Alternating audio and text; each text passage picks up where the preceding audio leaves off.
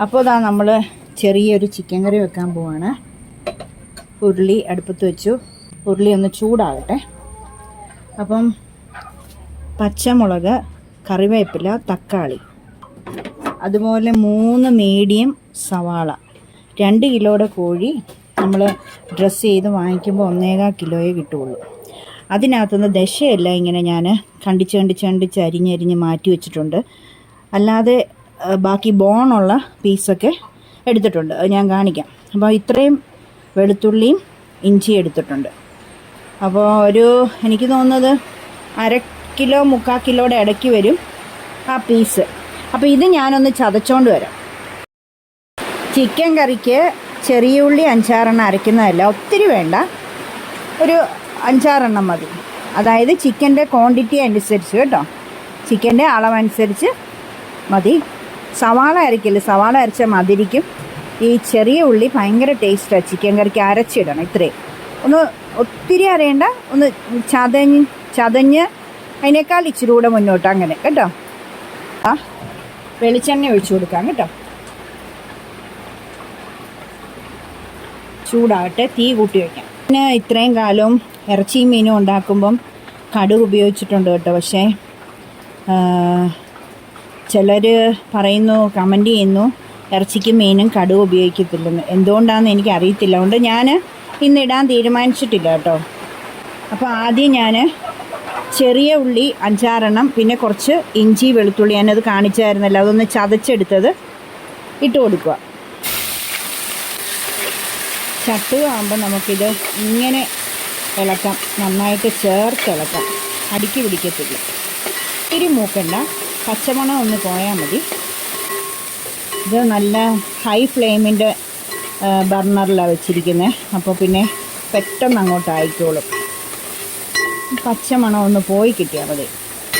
പിന്നെ നമ്മൾ പച്ചമുളക്, അതുപോലെ തന്നെ കറിവേപ്പില, പിന്നെ കുറച്ച് മല്ലിയിലയും പുതിനയിലയും ഇട്ട് കൊടുക്കാം. ഞാനത് കഴുകി നന്നായിട്ട് വാർന്നിട്ട് ഫ്രീസറിൽ വെച്ചിരിക്കുമായിരുന്നു. ഫ്രിഡ്ജിൽ വെച്ചാൽ പൂപ്പൽ വരും. അപ്പോൾ ഫ്രീസറിൽ വെച്ചിരിക്കുമായിരുന്നു, കാരണം ഇടയ്ക്ക് കറണ്ടൊക്കെ പോയാൽ കേടാവും. അപ്പോൾ ഫ്രീസറിലാകുമ്പോൾ ഐസ് പിടിച്ച് അങ്ങനെ ഇരിക്കും. അതുകൊണ്ട് ഈ കറിവേപ്പിലയും ഇങ്ങനെ ബ്ലാക്ക് കളറായിട്ടിരിക്കുന്നത്. ഇതാ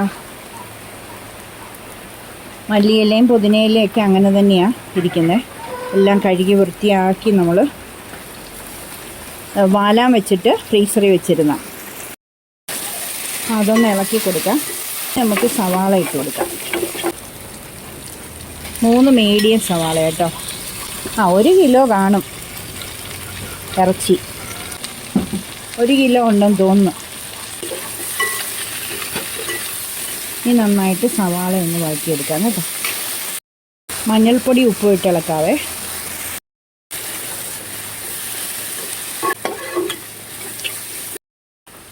ഇത്രയും വഴന്നാൽ മതി കേട്ടോ. ബാക്കി പൊടികളൊക്കെ ഇട്ട് വഴറ്റുമ്പോൾ റെഡി ആയിക്കോളൂ. ഇനി പൊടികളിടാം. മഞ്ഞൾപ്പൊടി ഇട്ടല്ലോ, ഉപ്പും ഇട്ടല്ലോ. ഇനി നമ്മൾ മല്ലിപ്പൊടി ഇട്ട് കൊടുക്കണം. 1 കിലോ ഉണ്ടല്ലോ. അപ്പോൾ നമ്മൾ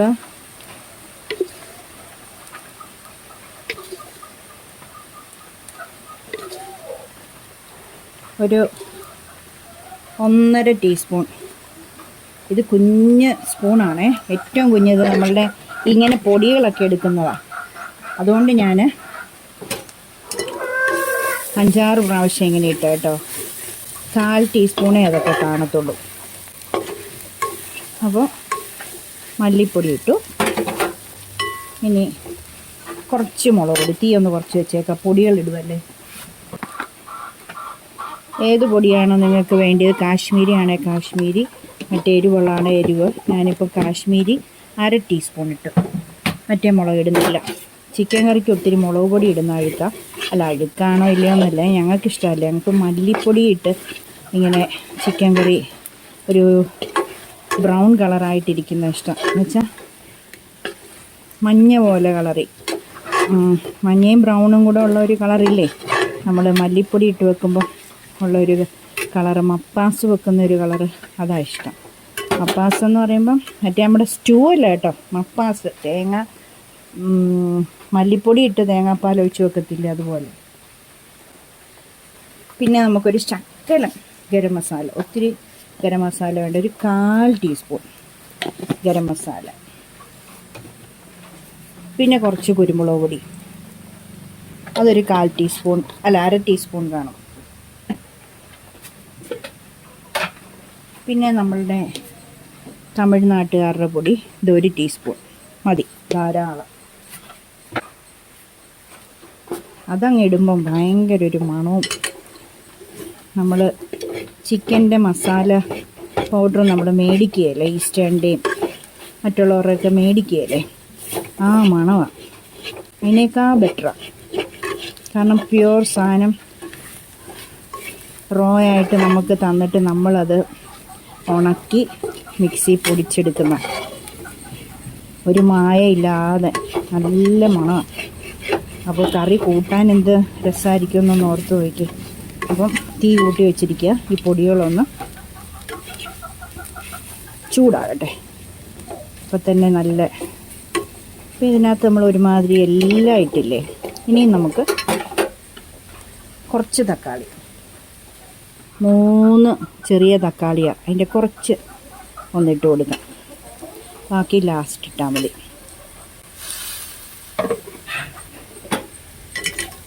ഈ തീ കുറച്ച് വെക്കാമേ, ഇല്ല പൊടി കരിഞ്ഞു പോവും, കറിയുടെ ടേസ്റ്റ് എല്ലാം പോവും. തക്കാളി വാടുമൊന്നും വേണ്ട, നമുക്ക് ഇനി ചിക്കൻ്റെ പീസ് ഇട്ട് കൊടുക്കാം. കഴുകി വെച്ചിരിക്കുന്ന ചിക്കൻ നമുക്ക് ഇട്ട് കൊടുക്കാം.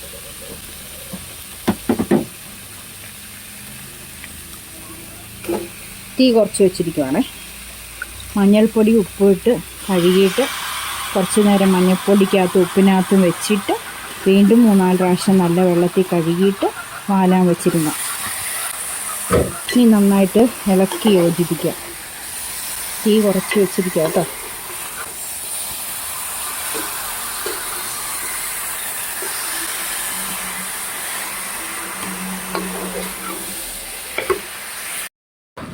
ഇനി നല്ല തിളച്ച ചൂടുവെള്ളം ഒരു ഗ്ലാസ്, അല്ലെങ്കിൽ ഒരു 1.25 ഗ്ലാസ്, ഒത്തിരി വെള്ളം വേണ്ട. ഇതൊന്ന് പെരണ്ട് ഒത്തിരി ഗ്രേവി ഇല്ലാതെ എടുക്കാനാണേ. അപ്പം 1 ഗ്ലാസ് അല്ലെങ്കിൽ 1.25 ഗ്ലാസ് വെള്ളം, തിളച്ച വെള്ളം. പച്ച വെള്ളം ഒരിക്കലും ഒഴിക്കരുതേ. തിളച്ച വെള്ളമാണെങ്കിൽ മസാലയുടെ ഫ്ലേവർ അതുപോലെ നിൽക്കുകയുള്ളൂ, അല്ലെങ്കിൽ പച്ച ചൊവയാണ് കേട്ടോ.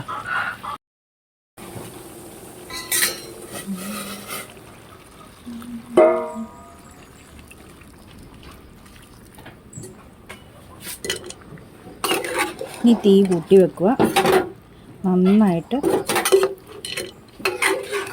ഇളക്കി കൊടുക്കുക. വെന്ത് നല്ല യോജിച്ച് വരുമ്പം കറി നന്നായിട്ട് കുറുകും.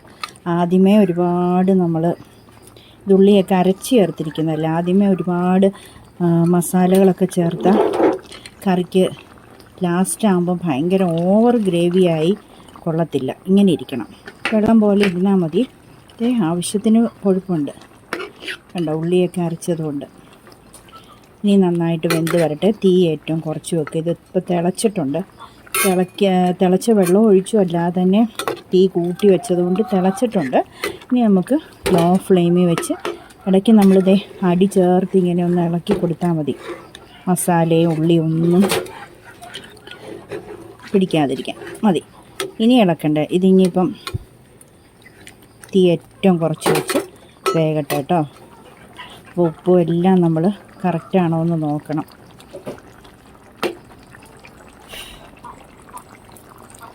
എല്ലാം ഓക്കെ. അപ്പോൾ ഇത് വേകട്ടെ കേട്ടോ. മൂടി വയ്ക്കാമേ, ലോ ഫ്ലെയിമിൽ വെക്കാം. അവിടെ ഇരുന്ന് വേകട്ടെ കേട്ടോ. നമുക്കൊന്ന് തുറന്ന് നോക്കാമേ.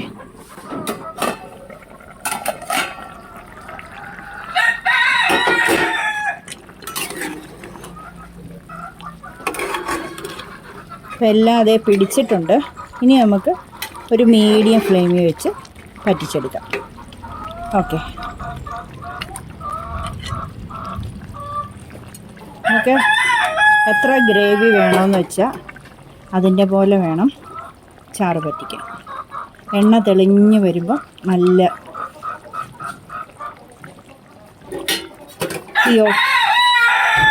എണ്ണയൊക്കെ മേളിൽ ഇങ്ങനെ തെളിഞ്ഞ് വരുമ്പോൾ ഇത് ഇവിടെ സൈഡിൽ വരുന്നുണ്ട്. അതുപോലെ ഫുള്ള് വന്നു കഴിയുമ്പോൾ ഇത് കറക്റ്റാണ് കേട്ടോ.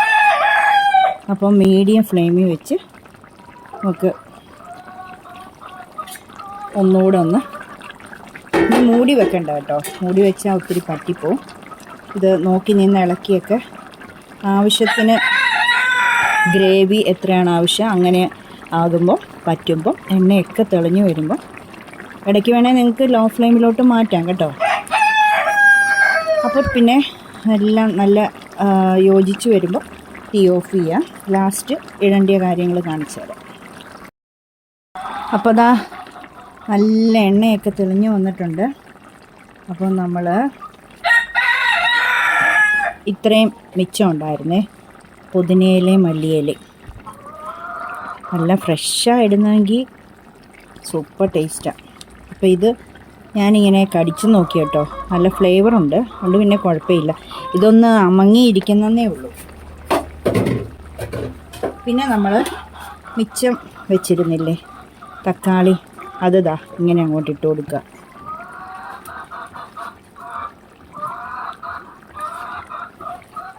ഇനി ഒന്നും ആവശ്യമില്ല, തീ ഓഫ് ചെയ്യുക, മൂടി വയ്ക്കുക, കഴിക്കാൻ നേരം എടുക്കുക. ഓക്കെ, എന്തെങ്കിലും നിങ്ങൾക്ക് പറയാനുണ്ടെങ്കിൽ പറയണം കേട്ടോ. അഭിപ്രായം ഇങ്ങനെയല്ല അങ്ങനെ ആയിരുന്നു എന്ന് നിങ്ങൾക്ക് അഭിപ്രായങ്ങളുണ്ടെങ്കിൽ അറിയിക്കണം കേട്ടോ. ഒരു പ്രശ്നവുമില്ല. അപ്പോൾ ലൈക്ക് ചെയ്യണം, ഷെയർ ചെയ്യണം, കമൻറ്റ് ചെയ്യണം, സബ്സ്ക്രൈബ് ചെയ്യണം. അപ്പോൾ അടുത്ത വേറൊരു വീഡിയോയുമായിട്ട് വരുന്നവരെ എല്ലാവർക്കും ബൈ. ചക്കര ഉമ്മയൊക്കെ തന്ന് ഇന്നലെ നമ്മുടെ സുപ്രിയ പറഞ്ഞു, ചക്കര ഉമ്മയൊക്കെ തന്ന് പൊതിച്ചോറ് കണ്ട് കൊതിപ്പിച്ചെന്ന്. സോറി കേട്ടോ സുപ്രക്കുട്ട. അപ്പോൾ ഇന്ന് ചിക്കൻ കറി കണ്ട് കൊതിക്കുമെന്നറിയത്തില്ല. എല്ലാവർക്കും വെജിറ്റേറിയൻസ് ആണെന്ന് തോന്നുന്നു കൂടുതലും എല്ലാവരും. ഓക്കെ, അപ്പോൾ അടുത്ത പുതിയ വീഡിയോയുമായിട്ട് നമുക്കിനിയും കാണാം. ഓക്കെ.